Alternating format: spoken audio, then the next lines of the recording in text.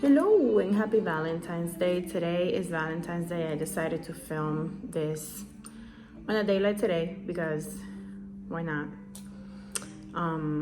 It's a day of love and friendship and everything else that we celebrate today. Welcome back. So let's talk about love. Let's talk about the word love, right? So what have I learned about love and the word love? So when I was younger, I always believed that, love was a feeling, that love was just, like that. Those little butterflies you feel in your stomach when you see the person you love and the person you're with.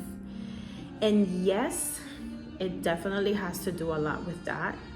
But I want to talk about love after all those things happen. And what do I mean by that? I mean this. What happens when there are moments in your life, in my life, that love, the lovey-dovey feelings, the little butterflies are not there anymore because you get to the point where you spend so much time with this person that things happen, life happens, you throw marriage in there, you throw kids, you throw family, people, and it gets tougher by the day. So what I have learned about love is that ultimately love is a commitment. Love is a choice and it's a decision that you make, not based on emotions. And here's why. Our emotions fluctuate. So in life, we go through the motions, and one day, you feel one way, and the next day, you feel the other. If you are a woman, you're gonna feel this way. Because, we're like that. One day we're feeling okay, the other day we're not that okay, and, it works that way. Love is a commitment.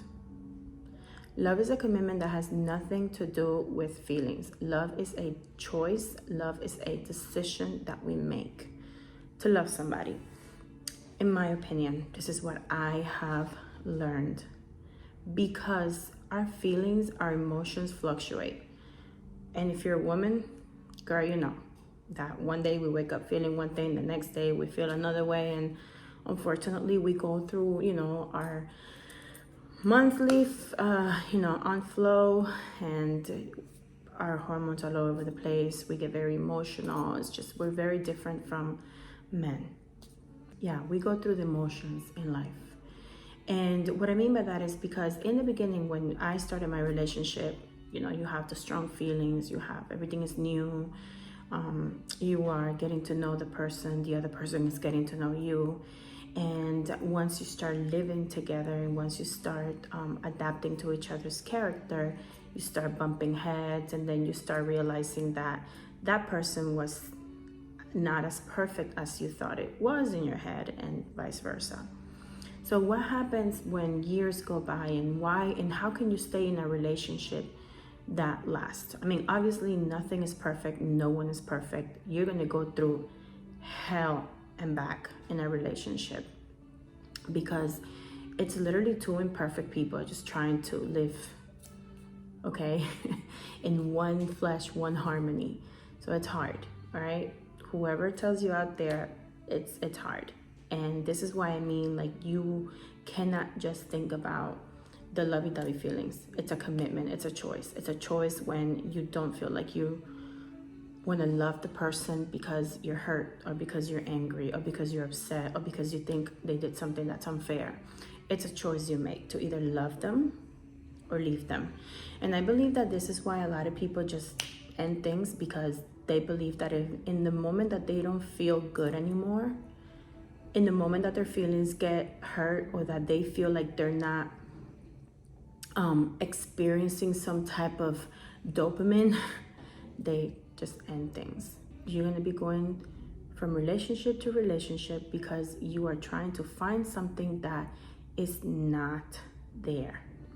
Love is a choice that you make. It's a commitment that you make to love the person, whether they're healthy or they're sick or to love the person, whether you're mad at them or you're not. It's a decision that you make. It's a choice that was given to us. See, another thing that I have realized in my life, in my personal life, is that you don't find someone to make you happy. No.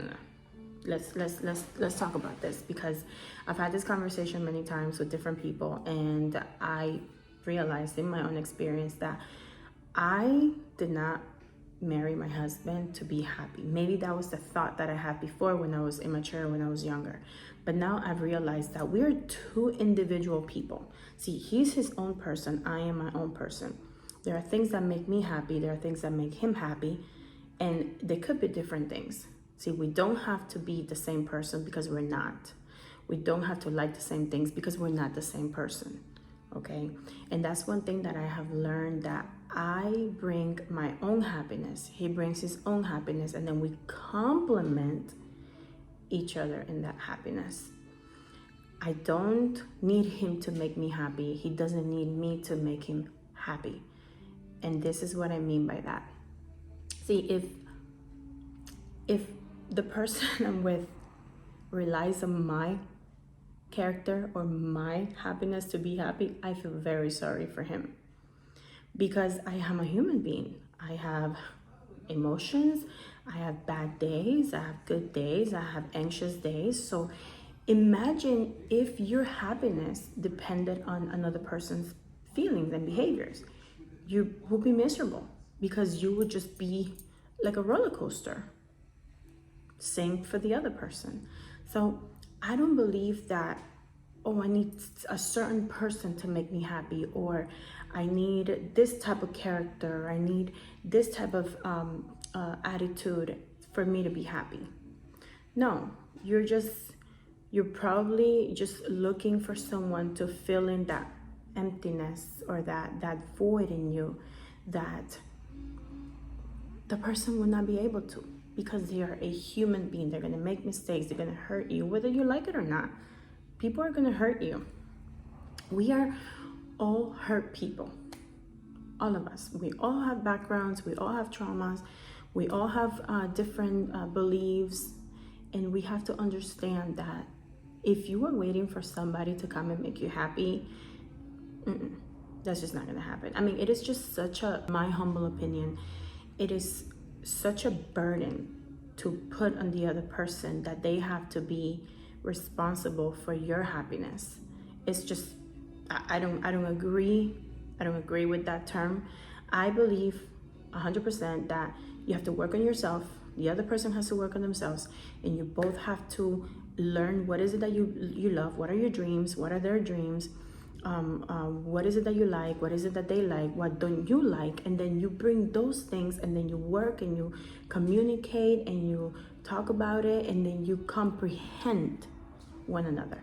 And please, because this is another thing, you can love a person, you can listen to a person, you can be compassionate towards someone, but if you don't comprehend the person, there's just nothing there.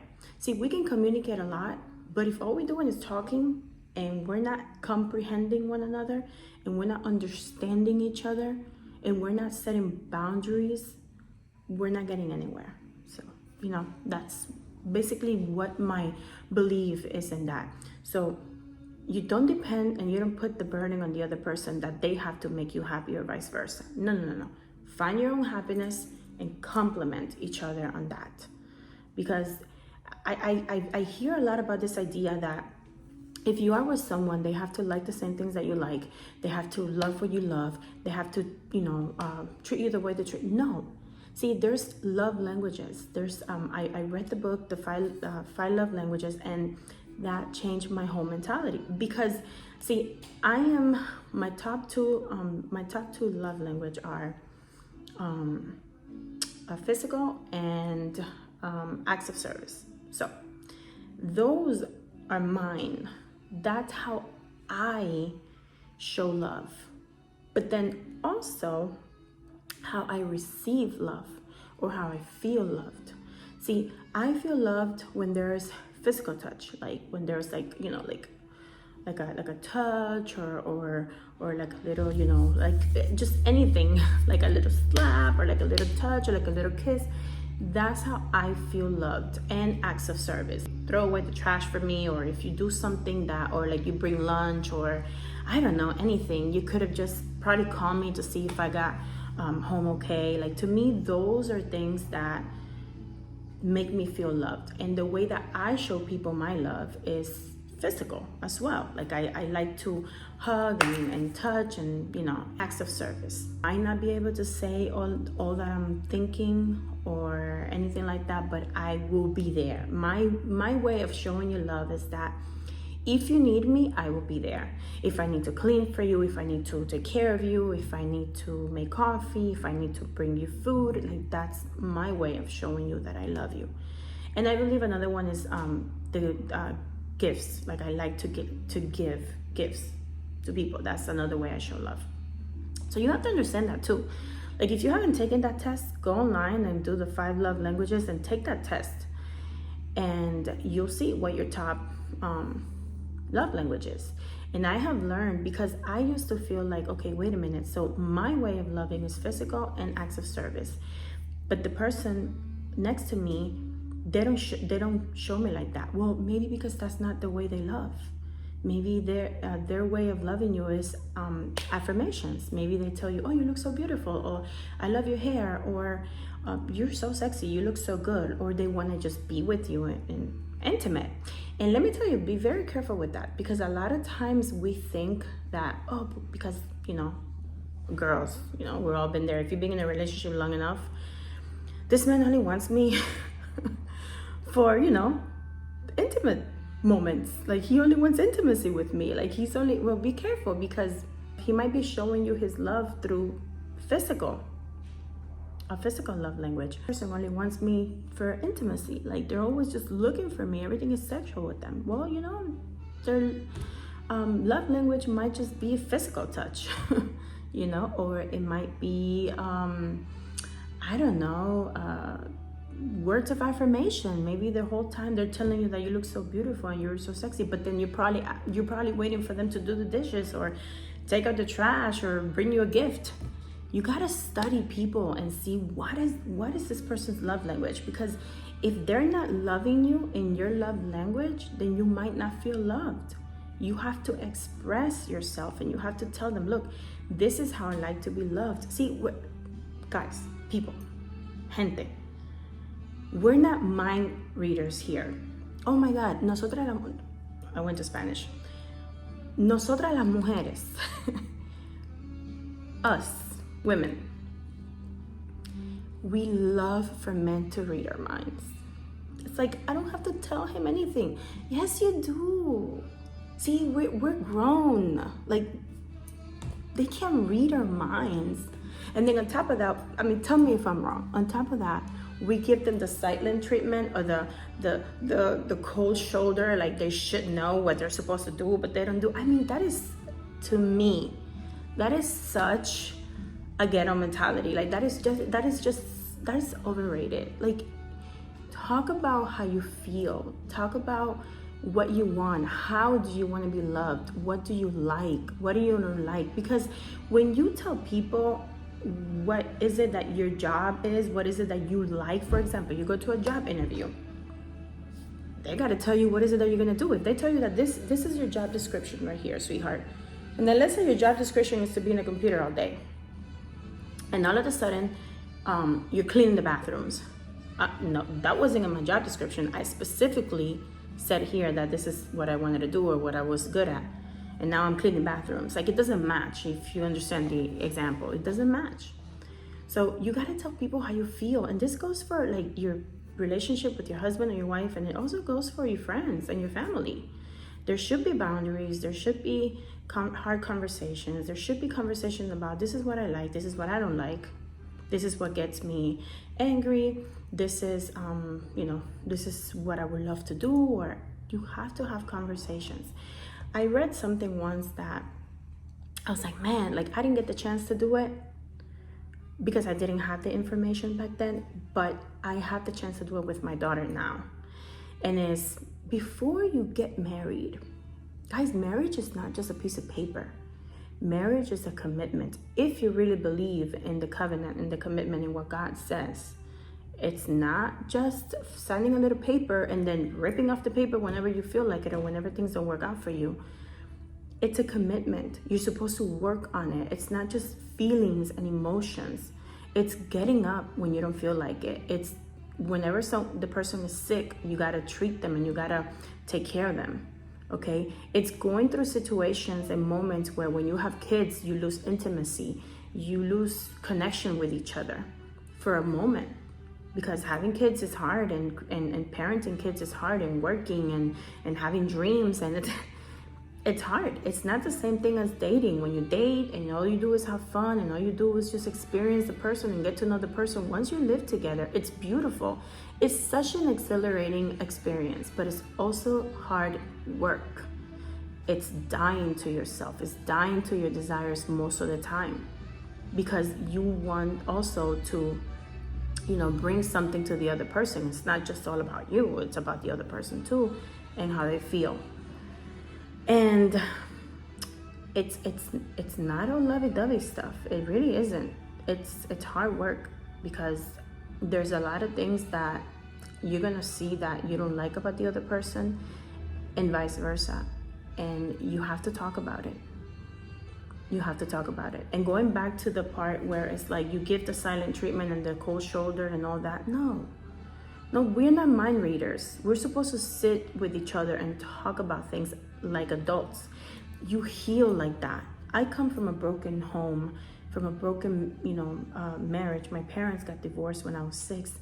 And now I'm like, wait a minute. Like, I get it. There's certain things, my dad was an alcoholic. I understand my mom perfectly. But there are other things that I think when I talk to my mom now and I'm like, how did it take you 11 years, for example, to see that? And it's just, she admitted it. There were questions that she was not asking, questions that she was not, thinking of in that moment. And you have to ask those questions. So what I want to teach my daughter is when you meet someone and you feel in your heart that this is the person that might be your future husband or future wife, ask questions like, how is your sexual drive? That's very important because people might have different sexual drives. You might be a very active sexual person. The other person might not be. You might want to talk about that before you get married. What are your beliefs? What do you believe in? Do you believe in God? Do you not believe in God? What type of parent do you want to be? Are you a workaholic? Do you have balances? What do you believe about the family? Finances. There's so many things that we got to talk about. In my experience, I've had to learn that the hard way throughout the years. But if you can teach your children now to ask those questions, that's very important. It's very important so you don't suffer. So you don't suffer in life. And guys, love is a commitment. Love is what I love the definition the Bible has about love. I absolutely do. And I understood that love was not just physical stuff. It was not just emotions. It's being there when you don't want to be. It's coming home when you don't want to come home. Like the Bible says in 1 Corinthians 13, it says, love is patient. Love is kind. It does not envy. It does not boast. It is not proud. It does not dishonor others. It is not self-seeking. It is not easily angered. It keeps no records of wrong. I'm gonna stop right there. It keeps no records of wrong. I'm guilty of that. How many times we don't have, issues in our relationships and we hold that grudge. And it's funny because we actually hold it as little weapons that we have in our pockets. So at the right moment, we just take it out and boom, stab you in the eye. It's like, it keeps no record of wrongs. It keeps no record of wrongs. Just like God is with us. When we ask for forgiveness and He forgives us, He forgets. He literally remembers your sin no more. And I believe that as hard as it is for us, yes, I understand sometimes, we get hurt and we accept things that they're hard to forget. But I mean, this love that's a committed love, it keeps no records of wrongs. Love does not delight in evil, but rejoices with the truth. It always protects, always trusts, always hopes, always perseveres. Love never fails. 1 Corinthians 13. Read that today for Valentine's Day. It's beautiful. Love is patient. Make sure that you're being patient, not only with your spouse, but with the people around us. Listen, not everybody has the same convictions. Not everybody has the same acknowledgement or the same knowledge. So you have to be patient with people. Love is kind. It does not envy. I see this a lot in relationships, in husband and wife competing with one another. That is crazy. Competing with one another in their dreams, with attitudes, with, I'm making money. No. Love does not envy. You cannot compete with the person. That's your best friend. That's your homeboy. That's your buddy. Like, why are you competing with this person? You got to unite forces. You're one flesh now. Unite forces with that person. Be equally yoked with that person. And carry each other's burdens, and things will be absolutely wonderful. Let me tell you, when you are in one sense with the other person, my goodness, the miracles that happen when you are not envious about the person that you're with, or you're not in competition with the person that you're with. I'm telling you, I don't understand. It's not proud. Back to the same place again. Love is not proud. Forgive. Forget. Ask for forgiveness. Don't give the silent treatment. Talk about it. Even if you know it wasn't you, go ahead and ask for forgiveness and say, you know what? Love is not proud, man. Like, I love you and I just want us to be okay, and I'm committed to this relationship, and I'm not gonna let, I'm not gonna let my feelings get in the way. I'm not gonna get what people say get in the way. I'm not gonna let what my family says get in the way. If you really want to cherish this person in this relationship or any relationship, go by this. It does not dishonor others. Never talk bad about your husband. Let me tell you this. I actually did that for a long time. Oh my God, I remember I used to complain so much, like, oh, my husband's this, my husband's that, and I can't believe it, and he's not doing this, and he's not this man that I need, and this, and that. Back in the day. And I remember one time I was like, what am I doing? Like, this is not helping. This is not really doing anything. Complaining about it is really not doing anything.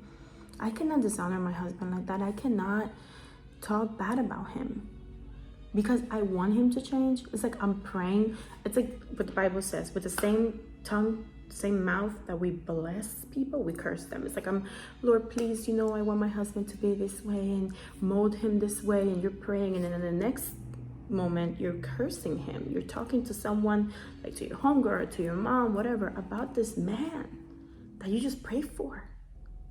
And God is probably like, which one is it? You're gonna complain about it? You're gonna pray about it? What are you gonna do? So I've learned not to trash or bash my husband.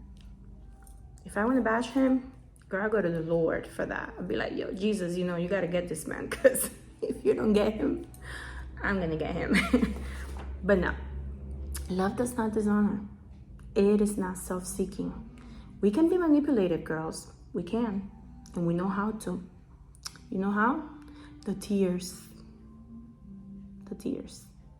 We know how to manipulate this man, because guys, one weakness that they have that I've noticed is when they see you cry. And we do that so much. Oh, we cry, we get so emotional. It's like, you don't understand. I still do it. But we're just seeking like that attention, and we would just want to win the argument. Let me tell you something. You got to pick and choose your battles. Can't fight them all, can't win them all. Pick and choose your battles. Your house cannot be a battlefield 24/7.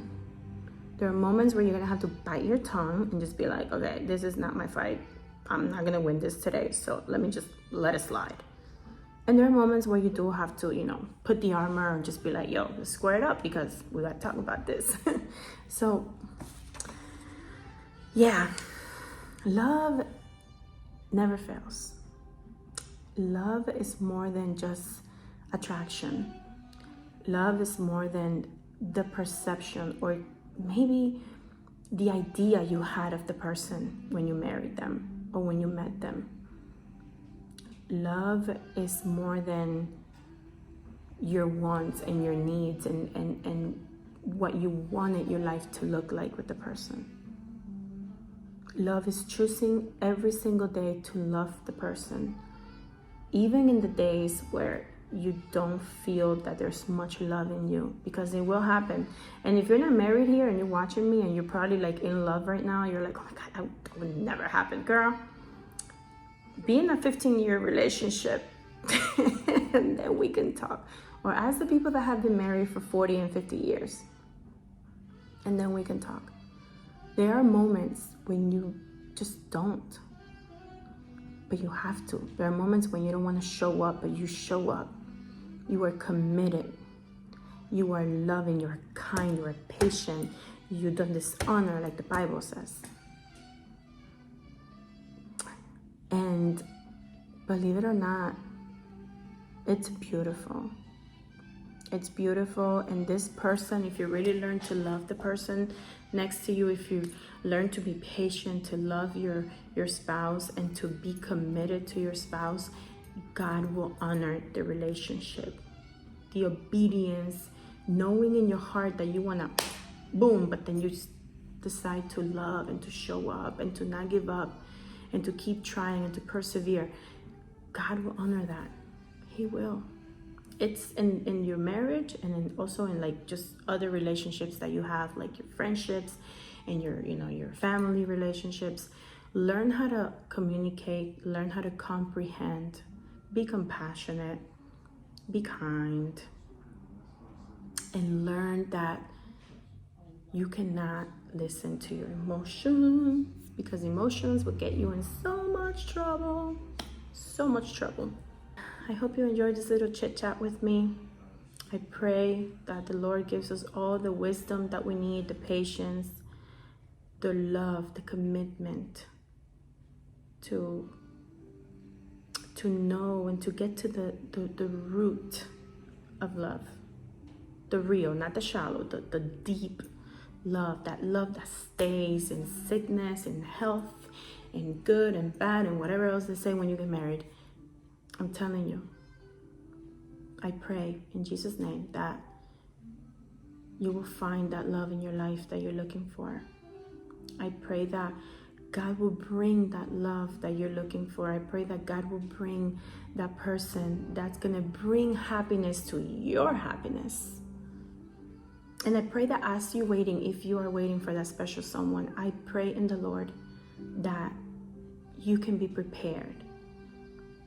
Take this moment of being single to prepare your heart. Because a lot of times we want a husband, but we're not a wife. We want a wife, but we're not husbands yet. So let's prepare ourselves. Let's take this time not to be out there just doing everything that we want and just, this time to get to know yourself, to ask yourself those questions that you're going to ask the person that you're going to meet one day. And I believe that when you honor the Lord, when you obey God, when you listen to yourself and you stay still, right? And you find out how you can be a good wife. Now, how can I find a good husband? Or how can I find a good wife? No, how can I be a good wife? How can I be a good husband? When God sees that you are prepared, that you have a heart to serve, He will bring the person. And I pray that He will prepare your heart and that He can bring that person that's going to love you, that's going to honor you, that's going to be a 1 Corinthians 13 husband or wife. So anyway, thank you so much for listening. I hope you guys have a blessed Valentine's Day and a blessed rest of your week. Bye.